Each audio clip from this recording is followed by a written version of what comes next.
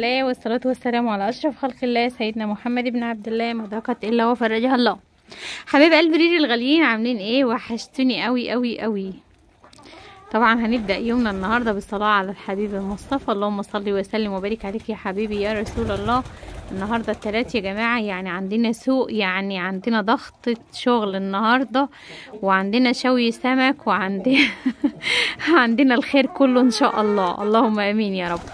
ربنا يجعل صباحنا وصباحكم رضا من عند رب العالمين يا رب. اللهم امين. ويرزقني ويرزقكم كل خير يا رب. اللهم امين اللهم امين اللهم امين.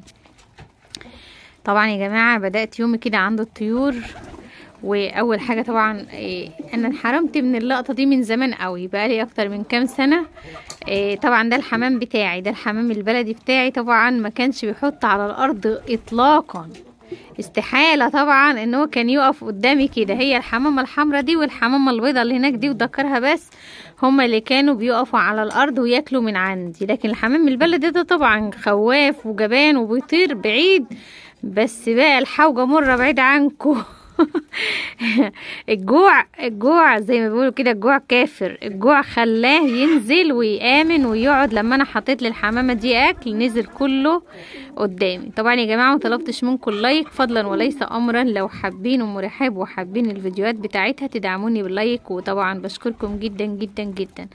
امبارح انا نزلت لكم الفيديو بتاع اللهم صل على سيدنا محمد لما لقيت التعبان والاحلام اللي انا بشوفها. تتخيلوا النهارده ان انا ما شفتش ميتين؟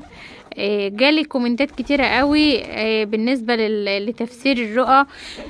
ناس قالت لي ابشري في خير، وانا اتفائلت. يعني هقول لكم بس على حاجه، انا ما اجيب شويه اكل للحمام. تعالوا يلا تعالوا اهو. طبعا يا جماعه انا في حديث بيقول يعني ان لما تقول تشوف منام يفزعك، يا تقوله يا الحبيب يا اللبيب، ما تقولش منامك لحد مش كويس يعني، ولازم يكون بيفسر. فبصراحة انا اتفائلت، لان المنام زي الطير، زي ما بتوجهيه بيكون. فانا اتفائلت فعلا لما انتوا قلتوا لي ان في خير وكده. وفي ناس قالت لي طلعي وتصدقي وروحي زوريهم. انا فعلا هروح ازور ابويا الله يرحمه. طبعا والله العظيم مش قادره اقول لكم، اقسم بالله انا في كل صلاه بدعي طبعا لابويا الله يرحمه، وبدعي لامواتنا واموات المسلمين. اول حاجه بقول اللهم اغفر لي ولوالدي والمسلمين يوم يقوم الحساب. دي دعوه لازم بقولها. اللهم ارحم والدي، اللهم اغفر لوالدي وارحمهما كما ربياني صغيره. دايما ده طبعا دي مش دعوه، دي ايه بس انا دايما بقولها. اللهم اغفر لوالدي وارحمهما كما ربياني صغيره. فانا دايما ابويا الله يرحمه وامواتنا واموات المسلمين لهم نصيب من دعائي في صلاة الفجر وفي اي صلاة بصليها. ربنا يوسع عليهم قبورهم ويجعلها روضة من رياض الجنة. اللهم امين اللهم امين اللهم امين. وارزقنا واياكم حسن الخاتمة يا رب. اللهم ثبتنا على نعمة الاسلام يا رب. اللهم امين. بشكركم جدا على الناس الكويسة اللي كتبت لي كومنتات، وانا فعلا اهتديت بيها. اما بالنسبة للتعبان فالله اعلم بقى اذا كان ليه ام ليه اب في البيت. فانا خفت فعلا، خفت ان هو فعلا يكون لي اهل عندي في البيت، بس ربنا يستر. انا عندي البيت تحت ما عادش فيه كراكيب كتير ولا حاجة خلاص، لكن مش هقدر اقول ان انا عندي ام او ما عنديش او عندي حاجة. كل اللي انا هقدر عليه اعمله يا جماعة ان انا فعلا هجيب شيح واحط في البيت كله. بس النهارده السوق ومش عايزه اتاخر عليكم، هفطر الطيور بسرعه وهشوف في حاجات عايزه اعملها في المحل، عشان ان شاء الله حابه انزل مفروشات عشان العرايس، لان البنات اللي بتاخد مني حابه تكمل بقيه التجهيزات من عندي. ادعوا لي ربنا يقدرني واقدر اسد، وربنا يوقفني كده على ارض صلبه يا رب. اللهم امين. هاخدكم معايا السوق النهارده، وهاخدكم معايا المنشار. عايزه اروح اشق شويه خشب. انتوا عارفين طبعا الست المصريه ست ب1000 راجل مش 100 راجل بس. يعني انا لما يكون مش عندي راجل ربنا يخلي لي ابني يا رب وبارك لي فيه. بس طبعا انتوا عارفين ان ابني بيذاكر، وهو دلوقتي في الدرس الساعه 8، هو ماشي من الساعه 7:30. الساعة 8 دلوقتي.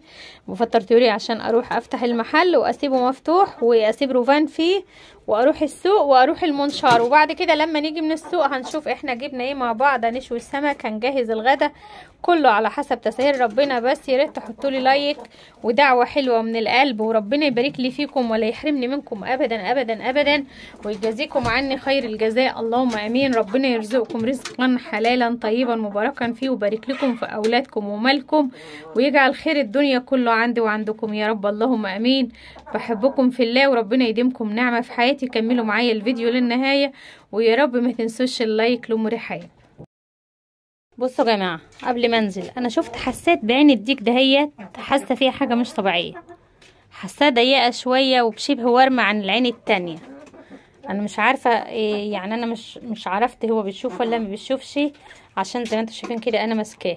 بس اكتشفت حاجه افظع من كده بقى. انتوا عارفين انا شايفاه بيكسر، شايفاه بصوا عينه ديت، انا شايفاه بيكسر امبارح. ده عينه دي تحس ان حلوه، تحس ان عين التانية كده زي ما تكون واقفه. بس بقى بصوا بقى، انا شايفاه امبارح بيكسر فرخه، عشان عندي فرختين اتنين بيبيض. انا هوريكم حاجه غريبه. بصوا فتحه المخرج عنده عامله ازاي، مش عارف. بصوا شايفين عامله ازاي. انا اكتشفت دي دلوقتي، لسه ما شفتهاش غير دلوقتي. انا ما اعرفش ايه اللي عنده ده بصراحه، ملتهبه. اهي يا جماعه، انا حاولت احوش الريش بعيد شويه لان انا ماسكاه بايد والتليفون بايد، محدش معايا هنا طبعا غير ربنا سبحانه وتعالى. ده استحاله يكسر. ايه اللي عنده بقى انا ما اعرفش. حاول اخده واديه للدكتور البيطري وربنا يعديه على خير، لان بصراحه الديك ده عزيز عليا قوي قوي قوي. لو ذبحته هزعل عشانه. انا لسه ما عنديش من ولاده شباب، انا عندي من ولاده بنات، عندي واحد تحت بس مش عارفه هو هيبقى ديك ولا لا.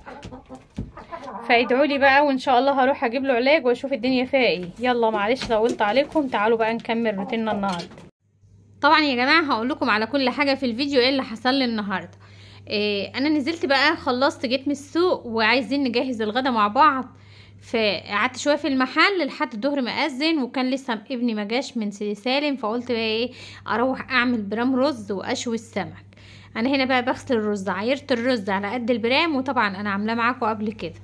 بعد ما نغسل الرز هنحطه في البرام تاني، ونحط عليه الحليب اللي احنا بنحطه عليه. اتمنى من اخواتي العراقيين يجربوا الطريقه، بيقولوا احنا بنعملش الرز ده خالص، جربوه وهتدعوا لي، هتلاقوا طعمه تاني مره مختلف عن اي حاجه تاني.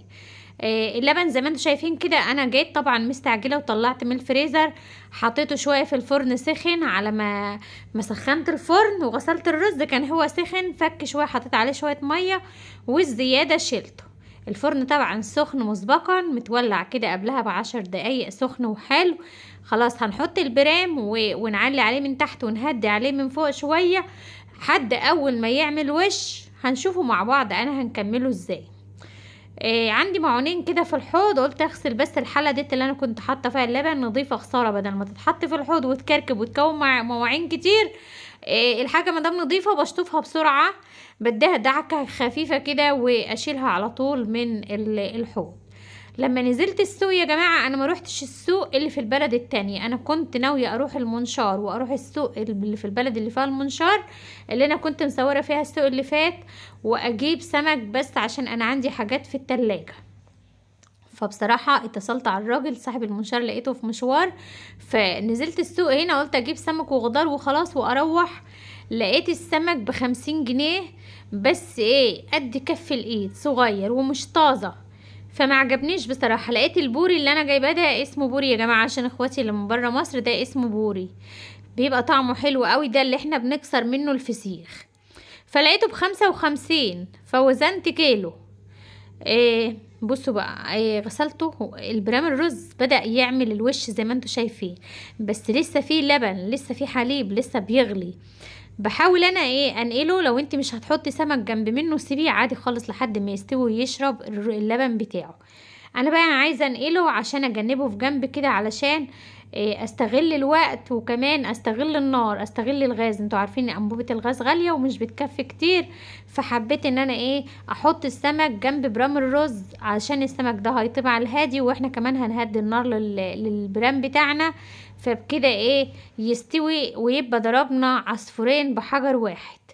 ده السمك يا جماعة اللي انا مش بعمل له تمليحة بمية، ده السمك اللي احنا مش بنشرشه بمية، لان زي ما قلت لكم قبل كده البلطي ما ينفعش ان احنا نرش عليه ملح، لان سمكة البلطي بتبقى ناشفة كده، مش زي البوري بيبقى سمين وطري، ما بنلفه الملح، اما بنخمره كده بشوية ملح وشوية شطة ونعصر عليه ليمونة ونسيبه 10 دقايق ولا ربع ساعة ولا نص ساعة، بيبقى طعمه خطير.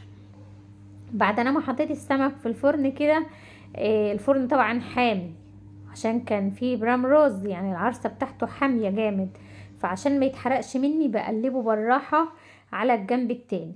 هنا بقى برام الرز خلاص نشف، ما عادش فيه لبن خالص، والسمك كمان استوى اهوت.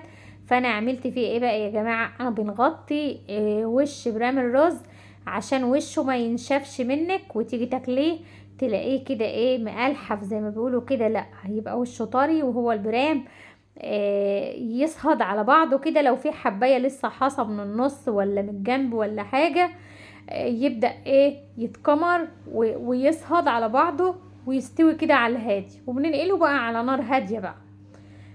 السمك خلاص استوى زي ما انتم شايفين انه لونه حلو اهوت. ما ينفعش ده بوري وسط يا جماعه، ده مش كبير قوي، ده وسط. زي ما قلت لكم الكيلو ب55 جنيه، فما هوش من البوري الكبير، دولت 6 وحدات عاملين كيلو. يعني والله انا شاكه في ميزان الراجل ده، ان ميزان الراجل ده ظلمه، يعني هما بالكتير قوي ال4 كيلو، انا مش عارفه هما جم 6 وحدات كيلو ازاي، بس هو اللي وازن.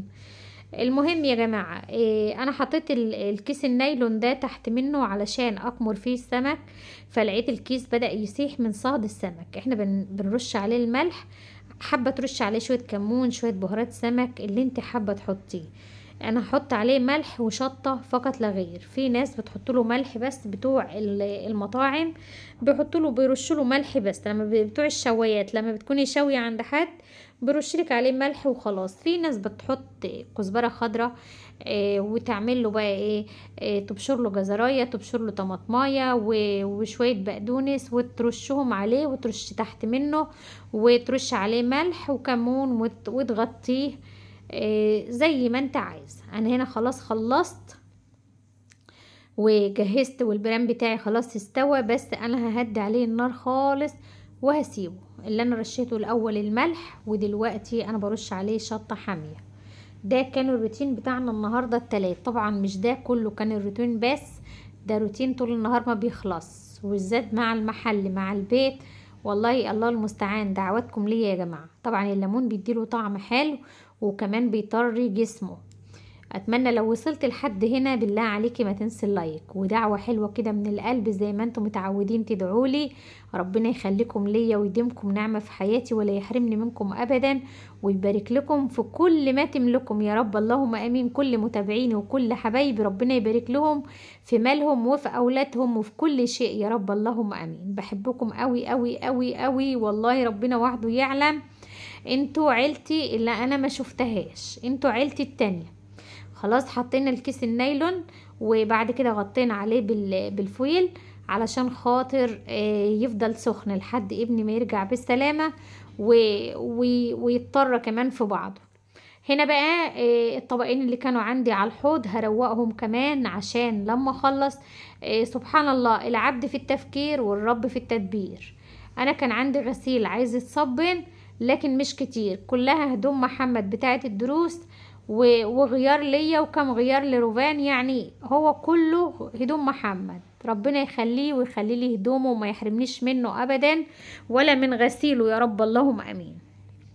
طبعا هو فرحان منكم قوي قوي قوي اللي انتوا قلتولي هاتيله هديه، وكمان اصحابه مصممين ان انا اعمل لهم عزومه، بيقولوا له احنا بنشوف اكل مامتك وعايزين ندوق الاكل ده، هل هو فعلا منظر بس ولا منظر وطعم ولا انتوا بتضحكوا علينا؟ فانا بقول له يا محمد علشان اعمل عزومه يعني لاصحابك بس، ومش هعمل عزومه لخالك ولعيال خالك، وهيبقى الوضع شكله وحش. ما ينفعش اعمل واعزم وما اعزمش اخويا طبعا، هيبقى في تكلفة. هو بيقول لي دول اصحابي، بس انا بالنسبة لي يا جماعة انا حسها كده، ما اعرفش هو كده بالظبط ولا لا.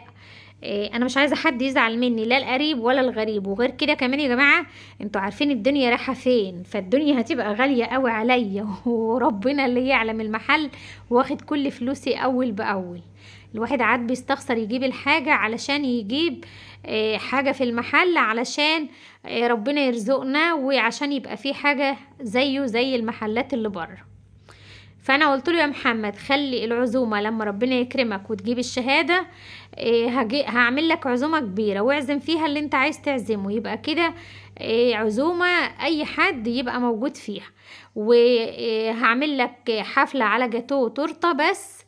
فانا مش عارفه ايه رايكم. فهو اقتنع بكلامي، بس انا مش عارفه هو يعني مرضي ولا انا كده تفكيري صح ولا غلط. النهارده خد 500 جنيه، وجاب له طقم، جاب له تيشيرت سويت شيرت، وجاب له كوتش. فقلت له خلاص كده هديتك عدت. بيقول لي لا لسه ما عدتش. طبعا العيل لو غبت تجيبي له من السما للارض هيقول لك لسه ما خلصتش. عملنا طبق سلطه. قولوا لي برضو رايكم في الكومنتات، انا رايكم طبعا بيعجبني. عملت طبق السلطه والرز ما شاء الله عسل، ولا حطيت له سمنه ولا حاجه. ليه؟